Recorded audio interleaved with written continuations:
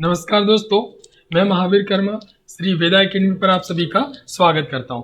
दोस्तों, हिंदी के क्रम में ये हमारा चौथा वीडियो है, तो आप इसे लाइक कीजिए, शेयर कीजिए, सब्सक्राइब कीजिए अगर आप हमारे चैनल पर नए हो। दोस्तों, आइए हम इसे आगे पढ़ते हैं। दोस्तों, आज हम पढ़ने वाले हैं अयोगवाह वर्ण। दोस्तों, हम पढ़ने वाले हैं आज अयोगवाह वर्ण। अयोगवाह वर्ण क्या कहलाते हैं, इनके बारे में हम पूरी जानकारी देखते हैं। तो अयोगवाह वर्ण क्या होते हैं? देखिए दोस्तों, अयोगवाह वर्ण जो है वो वर्ण दो प्रकार के होते हैं। एक होता है अनुस्वर और एक होता है विसर्ग।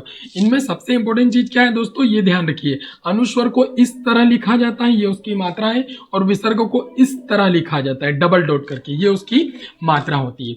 तो इनको हम आगे पढ़ते हैं। आइए दोस्तों, बात करते हैं अनुस्वर विसर्ग की।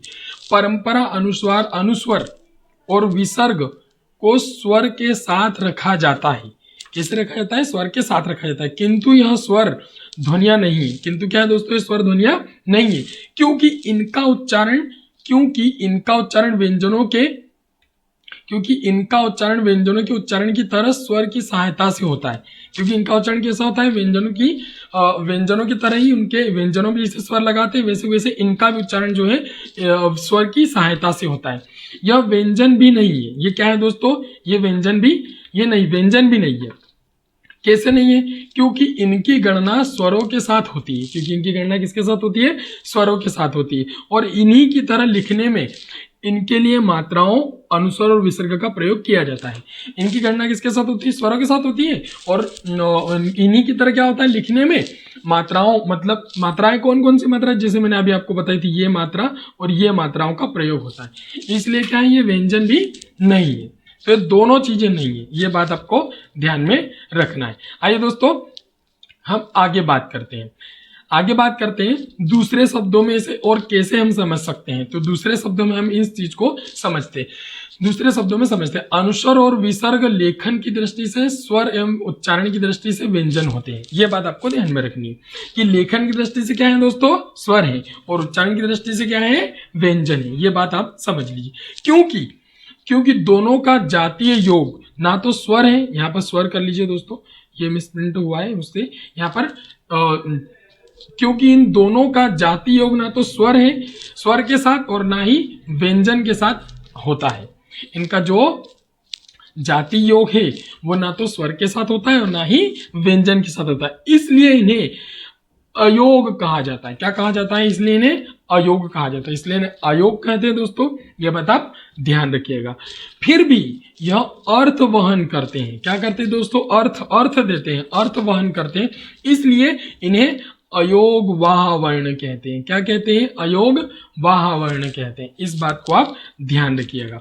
चलो दोस्तों, आगे बात करते हैं। शब्दकोश में पहले स्वर, बाद में व्यंजन का क्रम आता है। शब्दकोश में अनुस्वर और विसर्ग का स्वतंत्र वर्ण के रूप में प्रयोग नहीं होता। इस बात को भी आपको ध्यान में रखना है, ये इंपॉर्टेंट चीज है। अगर आप नोट कर रहे हो दोस्तों तो आप लिखते जाइए, इन्हें नोट करते जाइए। चलिए दोस्तों, आगे हम बात करते हैं स्वरों के उच्चारण स्थान के आधार पर। स्वरों के उच्चारण स्थान कैसे होते हैं, क्या है, इनके बारे में हम बात करते हैं। तो आइए दोस्तों, स्वरों के हम उच्चारण स्थान के बारे में बात करते हैं। जैसे जीभ के प्रयोग के आधार पर वर्णों का उच्चारण। जीभ के प्रयोग के आधार पर दोस्तों कौन कौन से ऐसे वर्ण हैं जिनको हम जीभ की सहायता से बोलते हैं या उनका उच्चारण करते हैं? तो आइए दोस्तों देखते हैं। सबसे पहला है अग्रस्वर। क्या कहा गया है? अग्रस्वर के बारे में बात करते हैं। अग्रस्वर, जिन स्वरों के उच्चारण में जीभ का अग्रभाग काम करता है। क्या करता है दोस्तों? जीभ का अग्रभाग काम करता है, इनको हम अग्रस्वर कहते हैं। जैसे उदाहरण के लिए ई, ए और ए, इनका क्या होता है दोस्तों? जीभ का अग्रभाग काम करता है। इनके उच्चारण में जीभ का अग्रभाग काम करेगा। ई, ए, इनका अग्रभाग काम किया जाता है। आगे बात करें हम मध्य स्वर, जिन स्वरों के उच्चारण में जीभ का मध्य भाग काम करता है। कौन काम करता है दोस्तों? जीभ का मध्य भाग काम करेगा। जीभ के मध्य भाग में काम करने वाले वर्ण कौन कौन से, तो उनके लिए बात करते हैं। तो वो कौन है? केवल ओनली वन है, केवल क्या है? अ क्या है? जीभ के मध्य भाग के काम करने पर अ का उच्चारण होता है। अब बात करें हम पश्च भाग, पश्च स्वर क्या है, पश्च स्वर के बारे में बात करते हैं। तो जिन स्वरों के उच्चारण में जीभ का पश्च भाग काम करता है, कौन का, जिससे मतलब जीभ के पश्च भाग पर हम जीभ को रखेंगे तो उससे उच्चारण होगा। कौन कौन सा, आ, ई, उ और औ, इनका। आगे बात करते हैं दोस्तों मुख द्वार, मुख द्वार अर्थात मुख विवर खुलने के आधार पर, मुख विवर खुलने के आधार पर, मुख के खुलने के आधार पर हम वर्णों का कैसे उच्चारण कर सकते हैं, तो इनके बारे में हम आगे बात करते हैं, मुख विवर या मुख के खुलने के आधार पर। तो आइए दोस्तों इसके बारे में हम आगे बात करते हैं। सबसे पहला है विव्रत, विव्रत, विव्रत क्या है इसके बारे में बात करते हैं। विव्रत, तो विव्रत में क्या है, जिन स्वरों के उच्चारण में मुख द्वार पूरा खुलता है। मुख द्वार क्या होता है दोस्तों, पूरा खोला जाता है, पूरा खुलता है। कौन सा, आ, देखो आ बोलने पर मेरा मुख पूरा खुल रहा है, ये होते हैं मुख द्वार में पहला विव्रत, आपको एग्जाम में पूछा जा सकता है। दूसरा है अर्ध विव्रत, अर्ध विव्रत, जिन स्वरों के उच्चारण में मुख द्वार आधा खुलता है, जैसे अ, देखो अ आधा खुल रहा है, ए ओ आधा खुल रहा है, तो इनमें आधा खुलता है दोस्तों। आगे बात करते हैं अर्ध संवृत, जिन स्वरों के उच्चारण में मुख द्वार आधा बंद रहता है, आधा क्या रहता है दोस्तों, बंद रहता है, जैसे ए ओ आधा बंद रह रहा है, आधा जो है बंद रह रहा है, तो ये है यहाँ पर। अब आगे बात करते हैं हम दोस्तों संवृत की, संवृत की, संवृत में बात करें तो संवृत में क्या है, जिन स्वरों के उच्चारण में मुख द्वार लगभग बंद रहता है, जैसे ई उ ई, इनमें, तो इनमें क्या होता है, मुख द्वार लगभग बंद ही रहता है। तो ये है दोस्तों।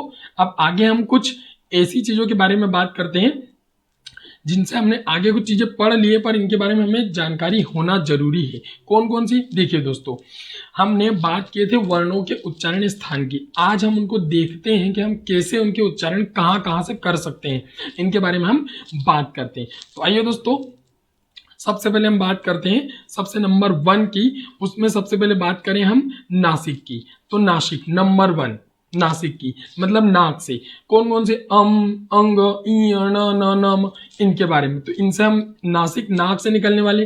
दूसरी बात करें दंत मूल की, दंत मूल अर्थात दोस्तों दांतों की जो जड़ें हैं वहां पर जीवा टच होती, जैसे र, ल, इनमें। थर्ड बात करें दोस्तों दंत्य मतलब दांतों की, जैसे त वर्ग, मैंने आपको वर्ग बता दिए, त वर्ग मतलब त, थ, द, ध, न, इनमें त वर्ग और स ये आते हैं। चौथी बात करें दंत या ओष्ठ, ओष्ठ मतलब होठों की, जैसे व, दांतों और होठों दोनों का प्रयोग होता है। अगली बात करें पांचवा ओष्ठ की, ओष्ठ उ और प वर्ग, प वर्ग मतलब प, फ, ब, भ, म, तो इनका उपयोग होठों से किया जाता है। आगे बात करें ओष्ठ या कंठ को मिला करके, जैसे ओ, औ, तो ये वाले ओष्ठ। आगे मूर्ध की बात करें, मूर्ध दोस्तों मैंने आपको बताया था जीभ के सबसे पिछले भाग मूर्ध होता है, मूर्ध, मूर्धन्य जिसको बोलते हैं, जैसे री, ट वर्ग, ट वर्ग में ट, ठ, ड, ढ, न, ये वाला, और श, और षटकोण का जो श है वो। फिर बात करें तालु की, तालव्य की, ई, च वर्ग, च, छ, ज, झ, ये वाले च वर्ग, और य और श।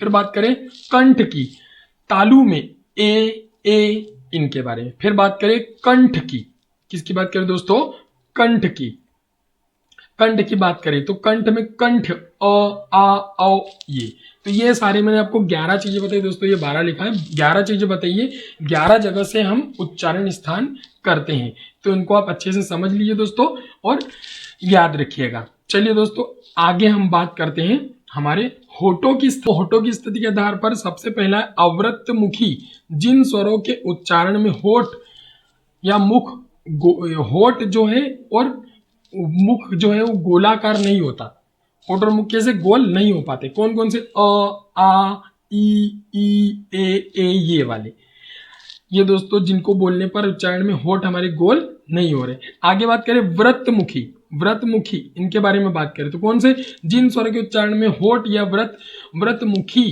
गोलाकार होते हैं। होठ और व्रत कैसे होते हैं, होठ कैसे होते हैं, गोलाकार होते हैं। जैसे कौन कौन से हैं, तो बात करें उ और औ, इनमें हो रहे हैं।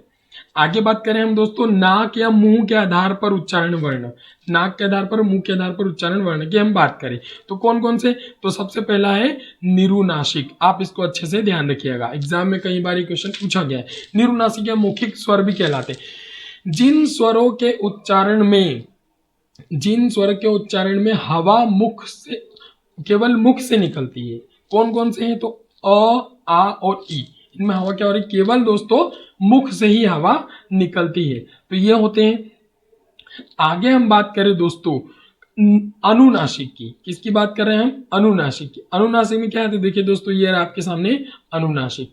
अनुनासिक में अनुनासिक स्वर जिन स्वरों के उच्चारण में हवा मुंह के साथ साथ नाक से भी निकलती है। क्या होती है दोस्तों, हवा मुंह के साथ साथ नाक से भी निकलेगी, जैसे आ ई ये वाली सारी चीजें, तो ये होते हैं आपके उच्चारण स्थान जो हमने आज पढ़े हैं।